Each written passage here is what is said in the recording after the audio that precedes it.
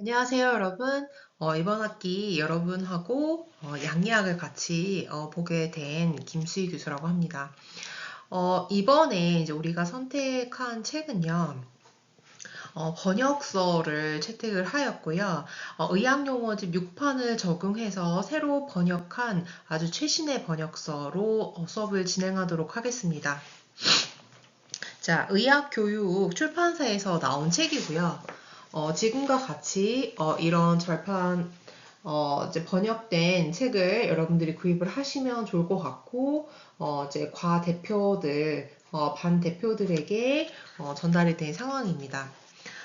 책의 실라부스를 이제 우리가 이제 목차부터 보시면 알겠지만, 최신판의 이제 약물을 이제 간호사들을 위한 약으로 잘 번역이 되었고요. 감수도 이제 적절하게 잘 마친 그런 책이라고 보시면 되겠습니다. 자, 그래서 총 1챕터부터 우리가 2챕터까지 이제 볼 예정인 거고요. 전반적으로 이제 약물에 대한 이야기를 하고 약약의 기초부터 간호과정, 투여 원리에 대해서 이야기를 하면서 각 계통별 시스템의 약물의 종류와 기전에 대해서 알아볼 예정입니다. 자, 그러면서 챕터 12에서는 항감염제, 즉 우리가 진균제라든지 아니면 감염에서 가장 빼놓을 수가 없는 항생제 부분, 항균제, 이런 항바이러스제 이런 부분들을 다룰 예정이라고 보시면 되겠습니다. 자, 그래서 13챕터가 항암제까지 최근 들어서 이제 암을 정복하는 기전에 따르면 여러 가지 방사선 요법도 있고 수술적인 외과적인 요법도 있지만 이 항암제가 아주 기하급수적으로 발전했기 때문에 이거에 대한 약물을 마지막으로 챕터가 마무리된다고 생각을 하시면 되겠습니다. 자, 그래서 우리가 전반적인 강의에 대한 상황은 오늘은 일단 진도를 조금 나가고요. 실제로 보는 대면 수업 안에서 실라부스에 대한 이야기, 강의의 전반적인 평가 부분, 자, 그리고 과제 부분, 이런 부분에 대해서 출결이라든지 같이 이야기를 하고 더 자세히 설명을 하도록 하겠습니다. 자, 그러면 오늘은 이제 첫 챕터로 우리가 양리학의 기초를 나가보도록 할 예정입니다. 양리학의 기초는 잘 아시다시피 우리가 양리적인 지식이 아직은 없기 때문에 여러분 해부생리부터 병리까지 다 공부를 하셨을 것으로 보입니다. 그래서 실제로 이제 임상 안에서 어떤 약을 쓰고 간호사가 실제로 약을 주고 있는 입장이기 때문에 이런 약물들을 어떻게 이해하고 우리가 다뤄야 하는지 그리고 그 약물들의 기전을 잘 이해해서 실제로 투약까지 해야 하는 상황이기 때문에 이 부분에 대해서 중점적으로 공부를 할 예정인 거고요. 가장 중요한 부분은 약물을 종류나 어떤 이름 그리고 기존에 있었던 양리작용 이런 부분들을 반드시 숙지를 각 챕터마다 잘 해야 된다. 이 부분을 꼭 말씀드리고 싶습니다. 자, 그래서 첫 챕터는요, 양리학의 개요, 약물 작용이나 약물 치료에 대해서 볼 예정입니다. 구체적인 학습 목표는요, 총 6가지를 보도록 하겠습니다. 약물의 명칭을 구분하고 설명할 수 있어야 되고요. 약물의 작용 기전을 설명하고 투여 경로와 체내 동태를 설명할 수 있어야 합니다. 자, 그리고 약물의 부작용을 설명하고 그 유형을 나누면서 상호작용과 관련된 용어들이 있습니다. 우리가 양리학에서 주로 보는 용어들, 예를 들어 내성이라든지 금단 증상이라든지 위약, 플라시보라든지 이런 부분들의 용어를 조금 아셔야 하고요. 그리고 약물 치료에 영향을 미치는 요인도 열거를 하실 수가 있으셔야 되겠습니다. 총 우리가 이제 원 챕터는요, 이제 우리가 슬라이드가 이제 66개의 슬라이드고요. 이 내용은 사실상 여러분들이 책을 구입하시게 되면 그 책의 내용을 요약한 거기 때문에 책을 보면서 같이 슬라이드를 접근을 해 가시면 좋을 것 같습니다. 자, 양리학은 파마콜로지이고요. 약물을 의미하는 그리스어와 파마콘과 그리고 학문을 의미하는 로고스, 그러니까 로지를 이제 융합해서 만든 그런 학문입니다. 그래서 약물의 작용을 연구하는 학문이고요. 실제로 이제 약학 대학에서는 이제 양리적인 어떤 기초 지식부터 약 역동이나 또 신약을 개발하는 그런 여러 과정들을 굉장히 세세하게 배우고 이제 6년이라는 기간 동안 배우지만 이제 우리는 이 양리학 자체를 1년도 아닌 한 학기에 맞춰야 하기 때문에 상당히 학습량이 많고 이 내용을 그 시간 안에 메모리하는 것이 쉽지는 않습니다. 하지만 우리가 마지막 13챕터에 이제 항암제가 있듯이 이제 우리가 항암제까지 다 이제 포함해서 전반적인 양리에 대한 기전과 약물의 종류 이런 실제 임상에서 쓰고 있는 약물을 알아야지 임상에서 환자에게 약을 주거나 인젝션을 할 수 있는 그런 부분들을 우리가 처치를 해줄 수 있다. 그렇기 때문에 어렵더라도 열심히 공부해야 되고 잘 숙지를 그때그때 하셔야 될 거라고 보고 있습니다. 자, 치료법은 실제로 테라퓨틱 메소드라고 해서 그러니까 질병을 치료하기 위해서 다양한 접근 방법이 있습니다. 그래서 이제 약물 치료나 식이요법, 물리치료, 심리치료가 있는데요. 대부분 우리가 질병에 이완이 돼서 환자를 치료한다고 하면 병원 현장이나 여러 어떤 임상이나 지역사회 안에서도 약물 치료를 제일 먼저 우선 시도를 하고 진행을 하는 것을 볼 수가 있겠습니다. 거기에 추가적으로 심혈관 환자들을 위한 저염식을 조절하기 위한 그러니까 고혈압 당뇨 환자에게 조금 더 짠맛을 줄이게 식품을 섭취하도록 해서 혈관 저항을 줄여서 혈압을 낮추도록 도와주는 식이요법을 병행을 한다든지 아니면 관절염이나 근육 골 계통에 어떤 문제가 있는 질환을 가진 환자들은 물리치료 요법, 자, 또는 심리치료적인 요법도 다 이 질병을 치료하는 하나의 그 메소드라고 생각을 하시면 되겠습니다. 그 중에서 양리학은 굉장히 절대적으로 사용을 하는 치료 요법이고 적극적으로 사용하는 요법이라고 생각을 하면 좋겠습니다. 자, 약물을 우리가 드러그라고 하는데요. 건조한 의미를 이제 보는 그 네덜란드어에서 유래한 말로요. 살아있는 유기체에 영향을 미치는 화학 물질입니다. 그래서 실제로 우리가 이제 아프면 타이레놀을 먹거나 몸살 감기가 나거나 열이 나거나 소염 진통을 요할 때 타이레놀이나 이부브로펜 아주 우리가 약국에서 쉽게 살 수 있는 그런 약들도 있고 물론 처방을 받아서 먹어야 되는 약들도 있지만 대부분의 이런 약물들은요, 뒤에도 설명을 하겠지만, 이제 물질들을 조합해서 만든 유기화합물로 생각을 하시면 되겠습니다. 그렇기 때문에 당연히 먹으면 간이나 위장에서 분해를 하고 흡수를 해서 소변이나 대변으로 배출하는 그런 과정에 이런 양리 작용이 일어나서 화학요법을 일으키기 때문에 이제 이런 약동학에 어떤 영향을 미친다. 결국에는 이 약들은 어느 하나 하늘에서 뚝 떨어지는 게 아니라 하나하나 성분들을 모은 유기 화합물의 물질이다. 이제 그것을 우리가 드러그, 약물이라고 이야기한다. 그렇게 생각을 하시면 되겠습니다. 약물의 명칭은요, 일반적으로 이제 화학명, 일반명, 상품명 세 가지가 있습니다. 그래서 chemical name, generic name, 그리고 brand name가 있는데요. 우리가 이제 하나의 약을 찾아서 약전을 찾아보면 이 화학명과 일반명, 상품명이 세 가지 명칭이 반드시 있게 됩니다. 지금 여기 나오는 이제 그림 1-1에 보는 약물 명칭에는요. 화학명으로는 아세튼산 이염산염입니다. 그래서 지금 육각형의 모형이 어떠한 모양을 가지고 보이는지에 따라서 이 화학 구조가 일정하게 생기고요. 그래서 요것이 이제 화학명으로 되고, 자, 이 성분명은 세트리진, 그리고 상품명은 지르텍입니다. 그래서 일종의 이제 비염약, 뭐 비염 감기약 정도로 쓰고 있는 약인데 지르텍이라고 볼 수가 있겠는데요. 그래서 실제로 우리가 알고 있는 약들의 대부분의 이 지르텍이라고 하는 것은 브랜드 네임을 말합니다. 그렇기 때문에 우리가 약을 조사하거나 알아볼 때는 뭐 화학명을 구분하면 좋겠지만 그렇지 않더라도 적어도 일반 성분명과 상품명은 동시에 알아두는 것이 훨씬 더 이롭다 볼 수가 있겠습니다. 예를 들면 이런 경우도 있겠죠.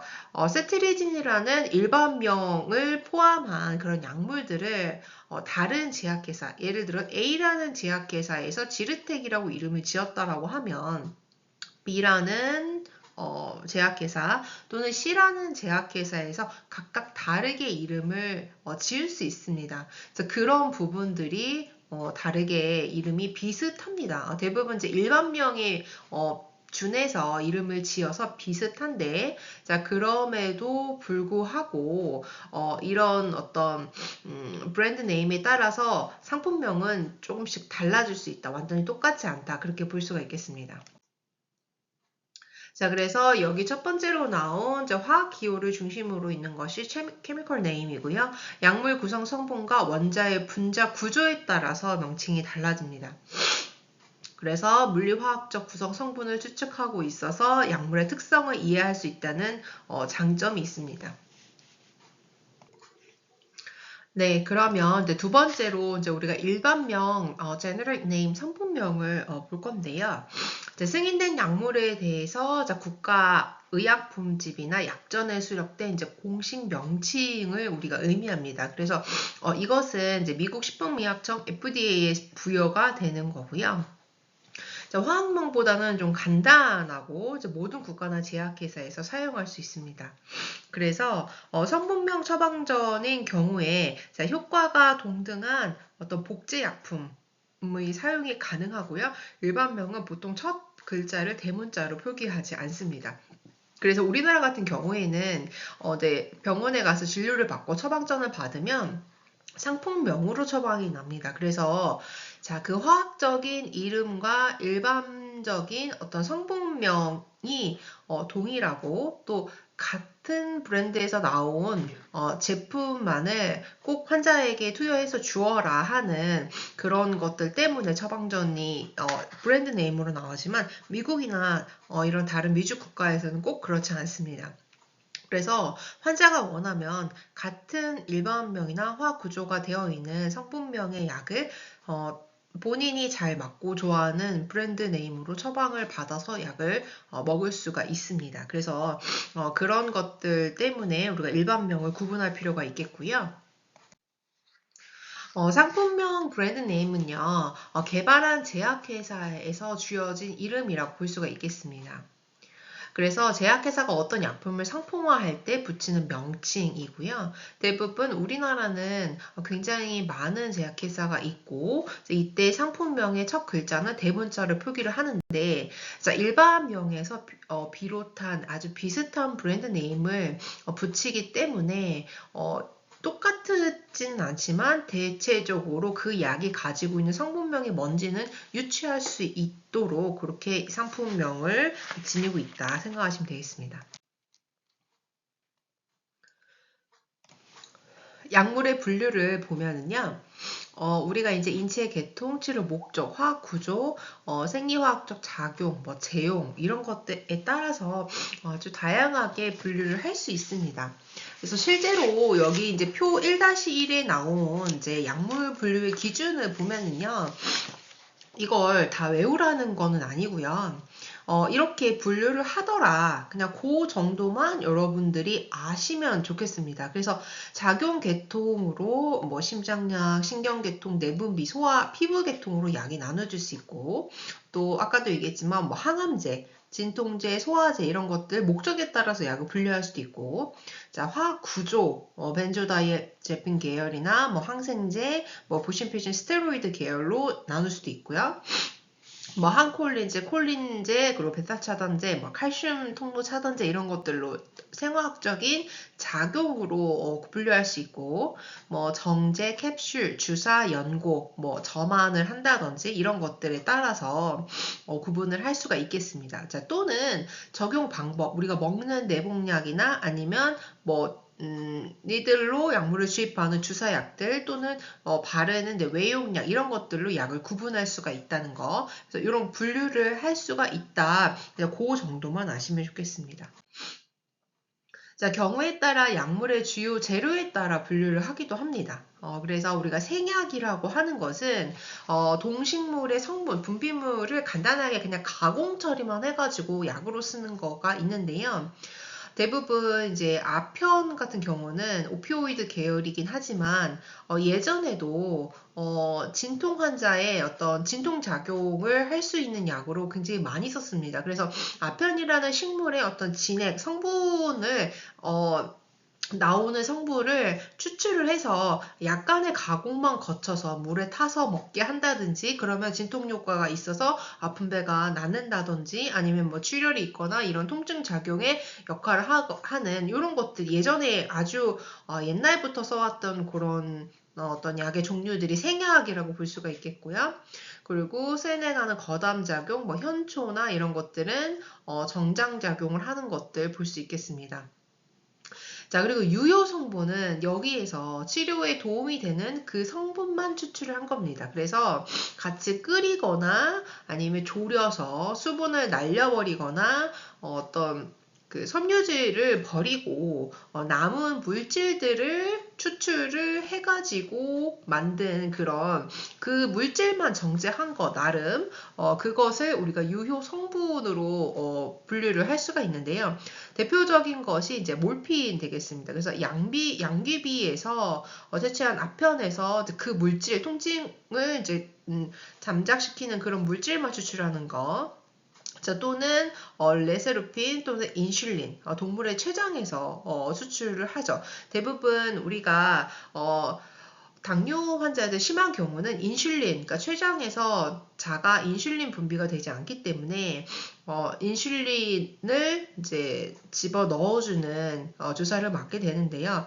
이때 이제 인슐린은 돼지의 췌장에서 이 인슐린의 호르몬 자체를 추출해서 정제해서 만든 상품이라고 생각을 하시면 되겠습니다. 그래서 이런 유효 성분들이 있고요.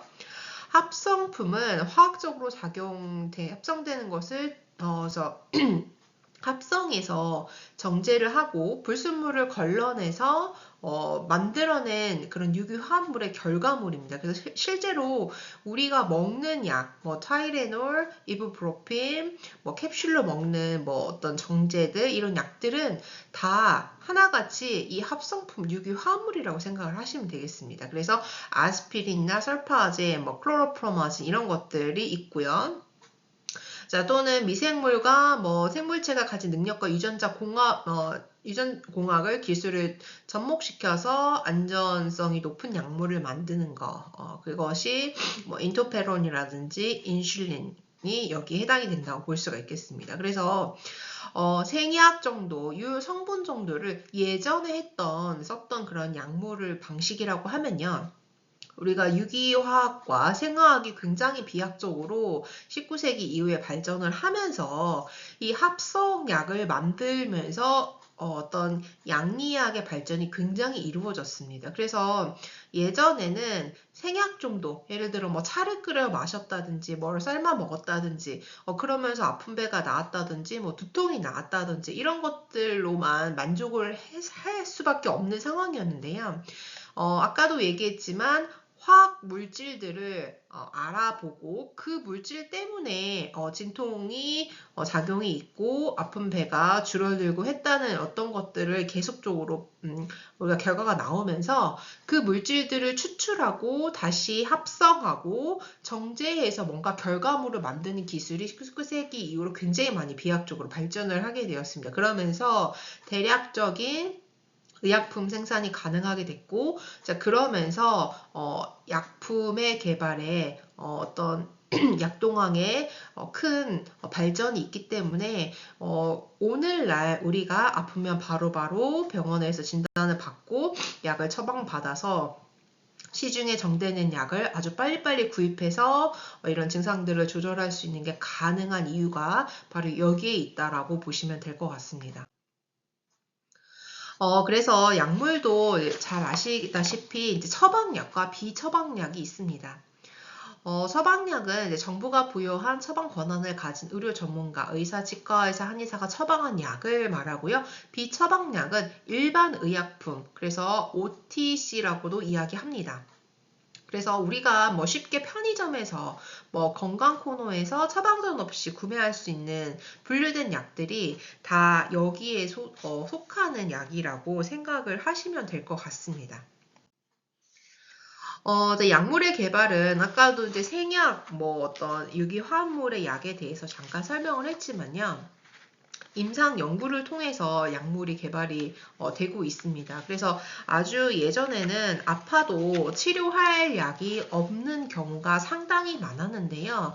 이런 끊임없는 연구와 임상 시험을 통해서 굉장히 많은 비약적인 발전을 하였고, 실제 우리 이제 현재 약동학에서 가장 활발하게 이루어지고 있는 그런 분야들은 물론 이제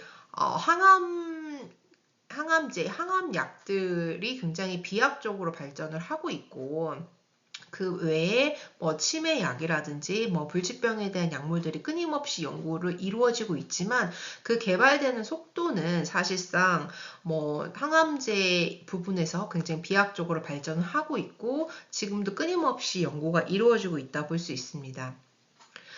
약물의 개발은 이제 이런 전 임상적인 연구를 통해서 가능한데요. 실험용 약물이 치료적 가치를 가지는지, 그러니까 동물에게 안전한지 실험을 해서 그 결과에 따라서 사람에게 적용하고 충분한 데이터를 획득하면서 유효성과 안전성이 확인이 되면 그때 사람에게 시행을 하는 임상 연구를 우리가 전임상 연구라고 보시면 되겠습니다.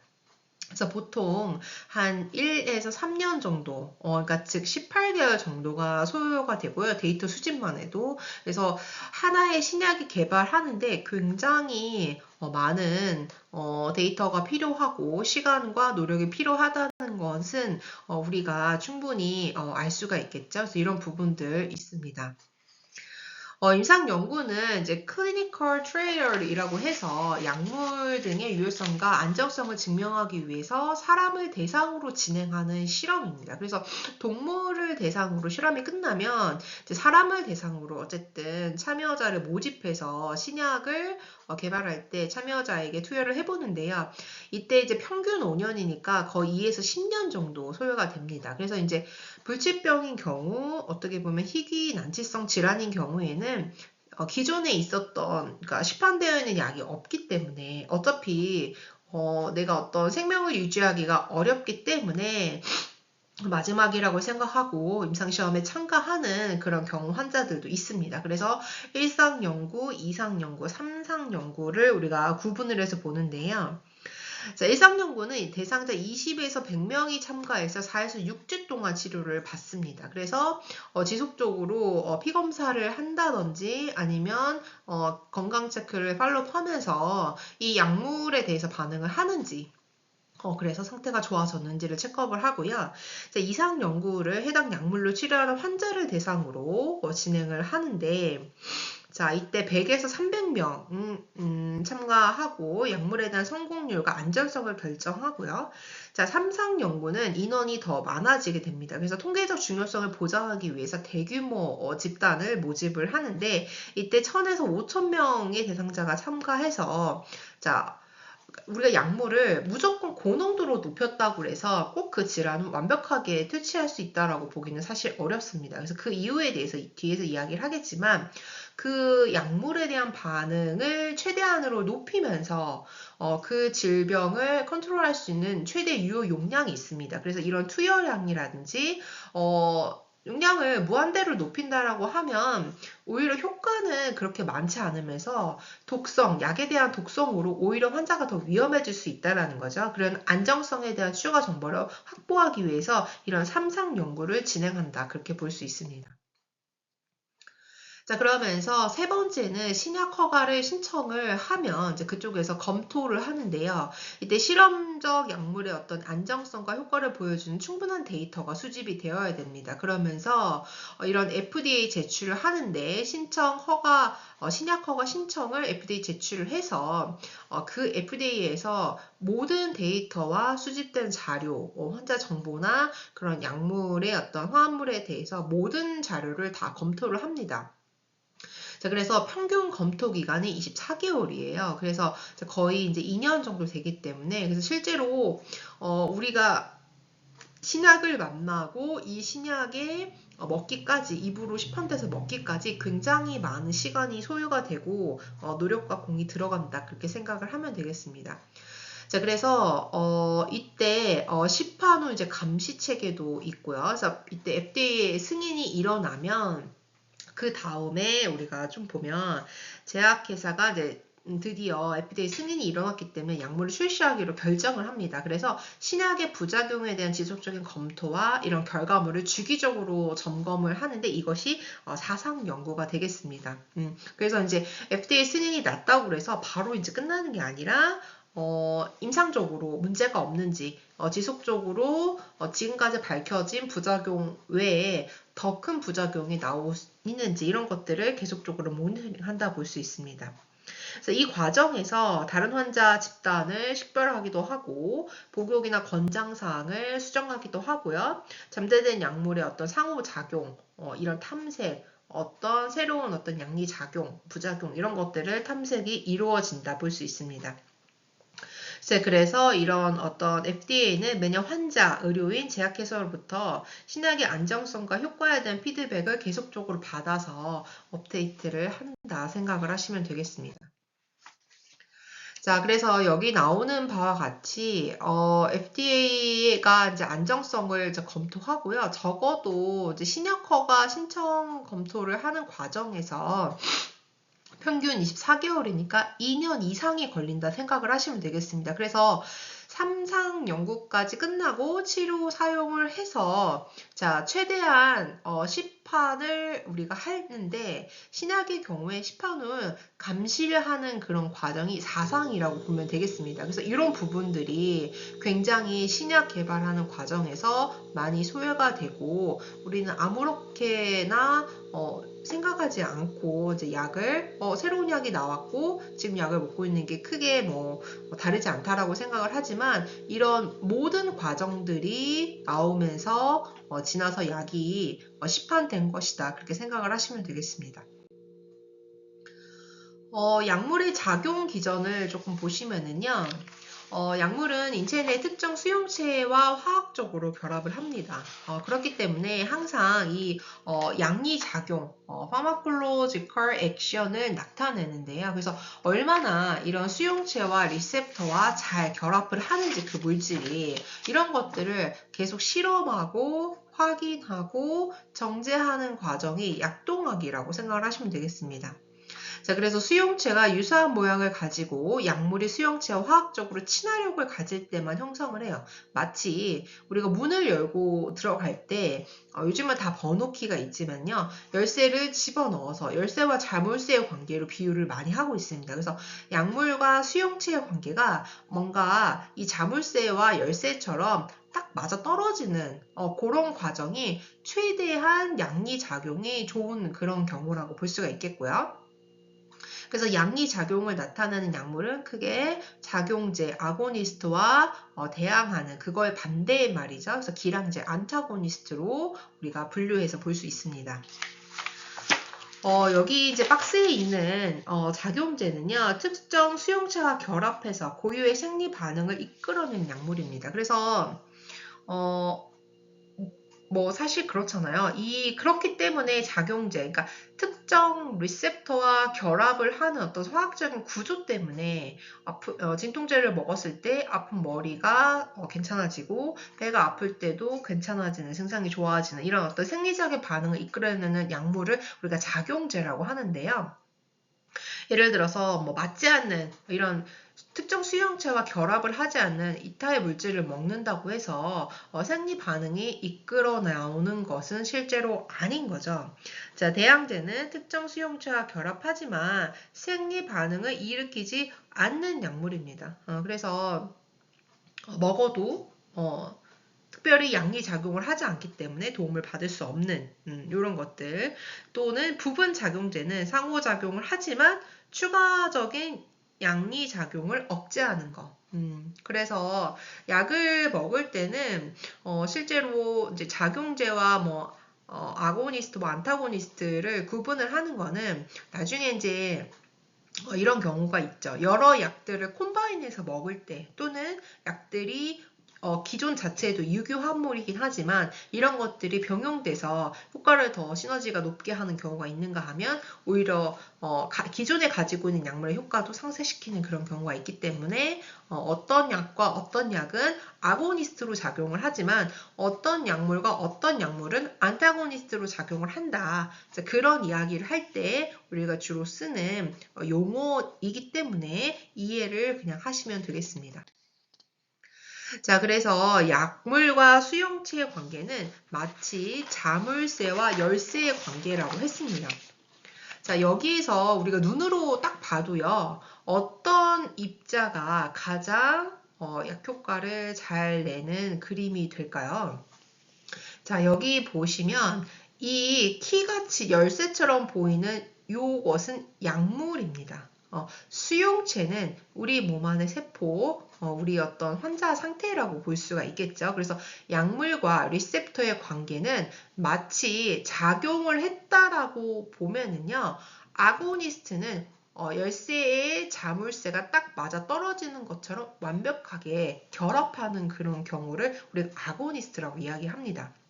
자, 대항제 안타고니스트는요, 들어가기는 하죠. 약물이 들어가기는 하지만 부분 이렇게 비어있는 것을 볼 수가 있습니다. 그러면 이거는 온전히 작용을 했다라고 보기는 어려운 거죠. 또는 부분 작용제도 일부 모양이 여기 포함이 되어 있긴 하지만 마치 열쇠와 자물쇠처럼 부분적으로 딱 맞아떨어지는 완벽하게 결합한 형태는 아니라는 거죠. 그래서 아고니스트와 안타고니스트를 잘 기억하시면 좋겠습니다. 약물의 투여 경로도 굉장히 중요합니다. 그래서 투여 경로는 다양한데요. 대부분의 혈중 약물 농도, 작용, 발현, 그리고 지속 시간이 다 다릅니다. 그래서 실제로 우리가 대부분 약을 먹는다라고 하면 타블렛이나 뭐 어떤 캡슐제, 뭐 어떤 정제된 약들을 먹고 물을 마시는 어떤 그런 경구투여, 내복약 정도를 주로 생각을 하는데요. 그거 외에도 약물을 투여하는 방법은 상당히 여러 가지가 있습니다. 여기 보시는 바와 같이 정맥 주사, 그리고 근육내 주사, 그리고 피부 주사, 그리고 마지막이 PO, 경구 투여인 거죠. 그래서 실제로 뒤에도 설명을 하겠지만 정맥 주사가 가장 혈중의 농도를 가장 피크로 끌어올릴 수 있는 그런 투여 방법 경로입니다. 그렇기 때문에 응급 환자가 발생을 했다든지 아주 급하게 약물을 투여해서 빨리 환자의 상태를 변화를 시켜야 되는 경우는 무조건 정맥 주사를 우리가 투여를 하는데요. 그렇지만 여기에서는 이제 반대작용도 분명히 존재를 하죠. 가장 빠르게 혈중의 약물 농도를 높이지만 이 작용 시간은 상당히 짧다. 이렇게 볼 수가 있겠고요. 빨리 효과를 보지만 가장 위험하기도 하고 그 약물이 혈중에 녹아있는 농도는 상당히 짧다 그렇게 볼 수 있겠습니다.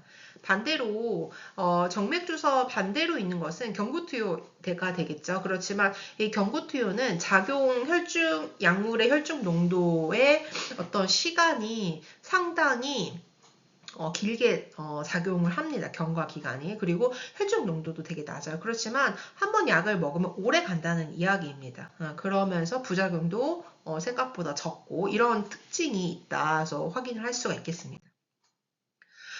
여기 지금 책에서 이야기해 주는 것처럼요, 굉장히 잘 그림으로 보여주고 있습니다. 약물 투여 경로에 따라서 혈중 농도와 양리작용의 변화입니다. 그래서 속도를 가장 빠르게 양리 효과를 볼 수 있는 경로는 정맥주사 IV입니다. 그 다음에 이날레이션 하는 흡입, 그 다음에 엉덩이에 놓는 근육주사 IM이고요. 피부 밑에 놓는 피하주사 SC가 되겠고, 자, 그 다음에 피오로 먹는 경구투여, 먹는 약, 자, 그리고 피부를 경유해서 뭐 패치라든지 뭐 오인트 이런 거가 여기에 해당을 하는 거겠죠. 그래서 가장 빠른 건 누가 뭐래도 IV가 되겠습니다. 자, 그렇다라고 하면 작용 지속성, 그러니까 시간적으로 약물이 길게 작용하는 거는 반대 순서로 간다라고 생각을 하시면 되겠죠. 그래서 피부 경부, 그리고 경구투여 PO, 그리고 SC 피하, 그리고 IM 근육 주사, 그리고 inhalation IV. 그래서 IV는 굉장히 작용 시간이 빠릅니다. 주사를 놓자마자 바로 반응을 볼 수 있는, 그래서 emergency한 상황에서는 무조건 IV로 바로바로 처치를 하고 약물을 주입한다. 그렇게 생각을 하시면 되겠습니다.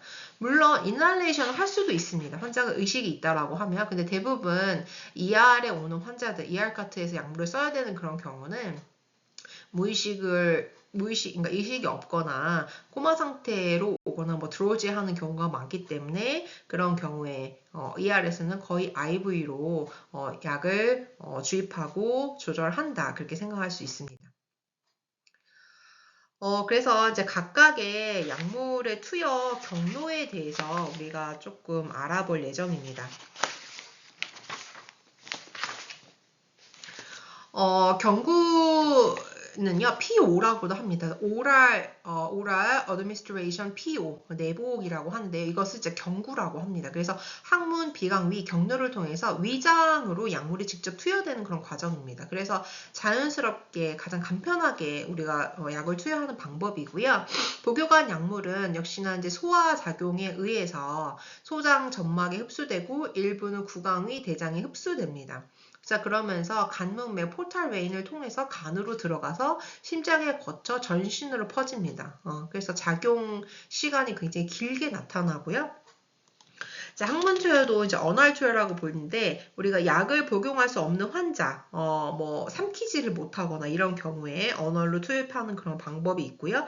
간을 통과하지 않고 심장을 거쳐 전신으로 퍼지기 때문에 전신 작용과 국소 작용을 목적으로 합니다. 그래서 아이들 같은 경우에 이제 간혹 집에서 해열제로 먹는 약을 이제 가루 파우더로 만들어도 아주 정말 영아인 경우에 잘 삼키기가 어렵죠. 일단 약을 먹어야 아이가 열도 떨어지고 뭐 염증 증상이나 이런 것들도 가라앉는데 약을 줄 수가 없는 경우에는 이런 좌역제, 그래서 항문으로 이렇게 집어넣는 열을 내리는 그런 약, 해열제를 주는 경우도 소아인 경우에는 간혹 있습니다. 그래서 이런 경우 확인할 수 있고요. 비경구 투여는 피하주사, 하이퍼테닌 인젝션이고요. 그리고 IM, 근육 내 주사 또는 IV, 정맥 주사 이런 인젝션이 또 있습니다. 그래서 우리가 입으로 먹는 건 경구, 입으로 먹지 않는 그 외의 경로를 비경구라고 보는데요. 대부분 이제 입으로 먹게 되면 소화의 어떤 그런 트랙을 돌지만 이쪽 비경구 경로는 위장관을 우회해서 이제 약물의 효과가 나타납니다. 그래서 내복시의 투여량을 1로 봤을 때 이 주사의 효력은 이와 동등한 효과를 얻을 수 있는 양으로는 피부 주사가 2분의 1, 근육내 주사가 3분의 1, 정맥내 주사가 4분의 1 정도 된다 볼 수가 있겠습니다. 그래서 어쨌든 적은 용량으로 많은 효과를 낼 수가 있고 빠르고 그런 어떤 간편함이 있다 그렇게 볼 수 있습니다. 약을 굳이 먹을 수가 없고 삼킬 수가 없다라고 하면 어쩔 수 없이 비경구를 써야 되는 경우가 있고요. 자, 피부는 인할레이션 하거나 설하, 투여하거나 국소 피부에 투여되는 경우, 그러니까 피부의 점막을 통해서 약을 흡수시키는 방법이 되겠습니다. 약물 체내의 동태를 우리가 조금 살펴보면은요, 아까도 이제 약을 먹으면 위와 소장에서 일부 흡수를 하고 그 과정이 끝나면 심장과 전신으로 퍼진다라고 이야기를 했었습니다. 그래서 흡수 업설션이 돼서 혈액 중에 들어가 체내에 분포하고, 자, 간에서 화학적으로 변화를 일으키는 대사 메타볼리즘 되고, 그 다음에 익스크레이션 배설되는 그런 과정을 거칩니다. 자, 그래서 인체가 약물을 처리하는 과정, 흡수, 분포, 대사, 배설의 머리 글자를 따서 ADME라고 표현을 하는데요. 이런 특정 용량의 약물은 고유한 이런 약물 체내 동태를 가진다, 그렇게 볼 수 있습니다. 그래서 이런 약물의 시간에 따라서 어떤 수학적인 관계를 확인하는 그런 학문이 약동학 이라고 생각을 하시면 되겠습니다. 그래서 약학을 전공하시는 분들은 계속적으로 성분 검사도 하지만요. 우리가 실제로 시판되어 있는 약들은 굉장히 정제가 잘 된 약입니다. 그래서 예를 들어 타이레놀 성분이 10가지가 온전히 그 어떤 양리작용을 나타내는 약이라고 하면 거기서 불순물은 없는지 필요 없는 물질은 없는지를 계속적으로 그 함량을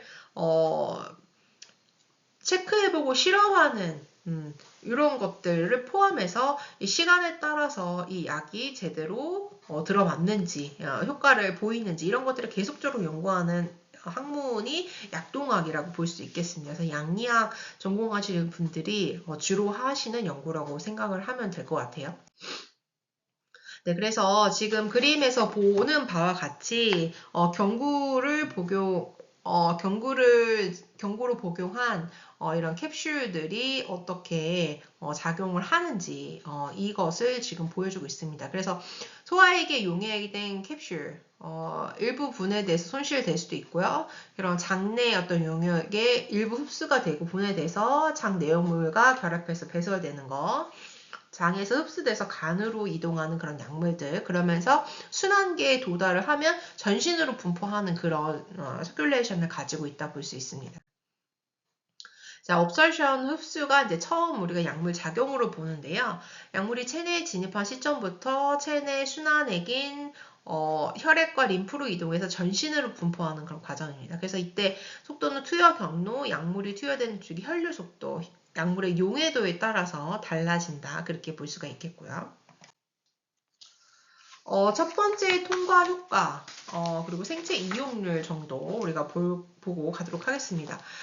경구 투여된 약물이 소화관에 흡수돼서 간문맥을 지나 간으로 들어가 간대사가 이루어지고 전신으로 혈류를 통해 퍼집니다. 이때 순환으로 들어가는 것을 투여된 약물의 일부이고 이것을 첫째 통과 효과라고 하는데, 이때 첫째 통과 효과를 받기 쉬운 약물은 충분한 약 효과를 기대할 수 없기 때문에 자, 투여 방법을 선택해야 된다. 대부분 이제 예를 들면 이 나이트로글리센, 니트로글리센의 경우는 설하로 투여를 하는 경우가 많습니다. 네, 바로 설하를 통해서 간문맥을 우회해서 전신으로 돌아서 심장으로 들어가서 바로 MR나 임팍이 왔을 때 뭐 코로나의 아테리나 이런 경우에 심장에 작용을 해서 뚫는 그런 역할을 하고요. 투여된 약물이 전신 혈류로 들어가는 비율이나 속도를 우리가 생체 이용률이라고 이야기를 합니다. 그래서 정맥주사의 경우에 순환계통으로 약물을 직접 투여하기 때문에 당연히 생체 이용률이 100%. 이에 경구 투여는 어쨌든 첫째 통과 효과가 더 나타나기 때문에 생체 이용률이 100%보다 낮을 수 있다는 거죠. 그러니까 즉 소화가 되거나 여러 어떤 간문맥이나 소장, 위장관을 흡수하고 돌아다니는 과정에서 생체에 이용되는 흡수율은 떨어지게 되어 있습니다. 그러면 결국에는 양리 효과도 떨어진다. 작용 시간은 길지만 그 얘기를 잠깐 여기에서 해주고 있다 정도로 생각하시면 되겠습니다. 자, 분포 디스트리뷰션은 자, 순환하는 체액을 통해서 약물이 전신으로 운반돼서 부작용 부위나 약물 수용체에 도달하는 과정입니다. 그래서 심장, 간, 신장, 뇌, 혈액 공급이 활발한 장기에는 약물이 빠르게 분포하는 반면, 자, 근육, 피부, 지방, 혈액 공급이 덜 활발한 부위는 약물이 더 느리게 분포하는 거 볼 수가 있겠고요. 그래서 뭐 지질 용해도 이런 거에 따라서 체내에 더 뭐 오래 머무는 영향도 있겠고요. 일부는 뭐 블러드 브레인 베리어, 뭐 BBB라고 일명 얘기하는데요. 태반 장벽과 같은 특정 어떤 세포막을 통과할 수가 없다. 그래서 실제로 이 심장을 싸고 있는 굉장히 중요한 장기들을 우리가 해부생리나 의학 용어에서도 이렇게 보면은요. 대부분 3개의 레이어로 되어 있고요. 뇌도 브레인도 마찬가지입니다. 그래서 약을 먹는다고 해서 물론 이제 어떤 우리 몸을 방어하는 인체 입장에서는 약이 됐던 약물이 해로운 약물이든 그렇지 않은 약물이든 어쨌든 들어오는 모든 것들은 방어를 하는 그런 시스템으로 갖춰져 있죠. 그래서 이 브레인 자체도 이 혈액 뇌 장벽으로 베리어가 있습니다. 그래서 약물을 준다고 해서 바로바로 흡수를 하기가 어려운 경우, 그래서 우리 몸 자체가 일부 방어 시스템을 가지고 있기 때문에 이런 장벽이 있고 실제로 이 세포막을 통과하거나 약물이 쉽게 들어가기는 어렵다, 저항이 있다 볼 수가 있습니다.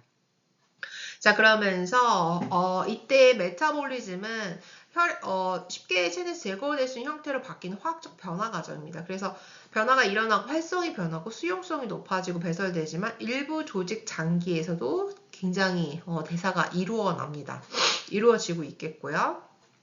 네, 그래서 이런 것들 확인할 수 있겠습니다. excretion은 이제 배설인데요. 약물의 대사 산물, 일부 활성 약물 자체가 체외로 제거되는 그런 과정입니다. 그래서 배설의 주요 경로는 우리가 위장관을 통해서 대변 배출, 신장 세뇨관을 통해서 소변 배출, 그 외에 피부를 통해서 증발하는 배출, 폐를 통해서 호흡을 통해서 나가는 것, 침과 모유를 통해서 분비되는 배출, 이런 것들을 우리가 다 마지막 대사 산물이라고 생각을 하시면 되겠습니다. 네, 그래서 수용성 약물이 신장에서 물에 잘 녹기 때문에 쉽게 배설되지만 지용성 약물은 재흡수돼서 인체 안으로 다시 되돌아오는 거. 수용성 약물은 그대로 배설되고 지용성 약물은 간대사가 되고 수용성으로 바뀌어서 소변으로 배설된다. 그래서 그런 부분이 되게 중요합니다. 그래서 약을 먹는다는 것은 이 일련의 4가지의 과정을 꼭 거치고 약을 만드는 과정에서는 항상 유기화합물이라고 했죠. 그래서 물론 우리가 기대하는 양이 효과가 있어요. 그러니까 머리가 아프거나 진통 효과, 뭐 배가 아플 때 그 증상을 좋게 하기 위해서 약을 먹고 도움을 받지만 이 최종 대사 산물이 배설이 잘 되어야 되는 거죠.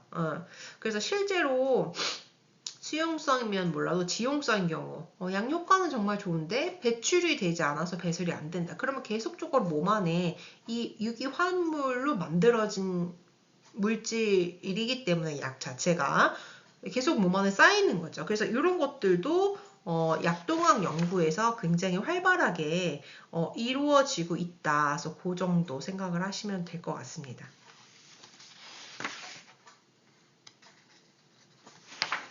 네, 그래서 우리가 네, 그림을 보면은요. 네, 지금 보는 바와 같이 약물 작용 지금 보여주고 있습니다. 그래서 수용성 약물 같은 경우에는 바로 신장을 통해서 세뇨가 분비를 통해서 소변으로 배출되는, 왜냐하면 수용성 자체는요 물에 잘 녹기 때문에 가능합니다. 물질 자체가. 그렇지만 지용성은 얘기가 다르죠. 한 번 더 간대사가 이루어지고 자 그런 다음에 소변으로 배출이 된다라는 것을 우회를 지금 보여주고 있습니다. 그래서 이런 부분들 굉장히 중요하다 생각을 할 수가 있겠고요. 그래서 어떻게 보면 우리가 뭐 4가지의 작용을 약물 작용에서 하고 있는데요. 실제로 이제 간대사를 통해서 지용성 약물은 한 번 더 대사가 이루어져야 되기 때문에 더 많은 에너지와 수고를 몸에서 하고 있다라고 생각을 하시면 되겠습니다. 그래서 이런 흡수 또는 분포 또는 대사와 배설이 원활하게 이루어지는지 약물 자체가 이런 것들을 끊임없이 연구하고 있다. 실제로 약동학이나 약리를 전공하시는 분들이 이런 것들을 끊임없이 연구하고 대사 산물이 남는지 잉여가 있는지 이런 것들을 이제 연구하고 검증한다 그렇게 생각을 하시면 되겠습니다. 네, 우리가 첫 시간 굉장히 많은 이야기를 했는데요. 지금까지 제가 이야기한 것들 조금 잘 보시고요. 물론 이제 양도 많고 굉장히 너무 어렵다, 공부하기 너무 어렵고 무슨 이야기인지 잘 모르겠다라고 생각할 수도 있습니다. 그래서 양리학의 기초를 이제 챕터 1에서 하기 때문에요. 전반적으로 강의를 들으시면서 책의 내용을 좀 탐색해서 몇 줄도 긋고 좀 꼼꼼히 보시고요. 대면 강의 때 제가 앞에 있는 내용을 조금 더 리바이벌 하면서 뒤에 나오는 어떤 반감기에 대한 내용들 그리고 약물의 효과 그래서 이런 부분들은 우리가 혈중 농도라든지 만나서 조금 더 자세하게 이야기를 하고 우리가 전반적인 실라부스에 대한 이야기 그리고 평가 부분에 대한 거 그리고 전체 조별 과제에 대한 이야기들을 하면서 좀 더 보완을 하도록 하겠습니다. 네, 모두 고생하셨고요. 우리는 다음 시간에 만나도록 하겠습니다. 고생하셨습니다.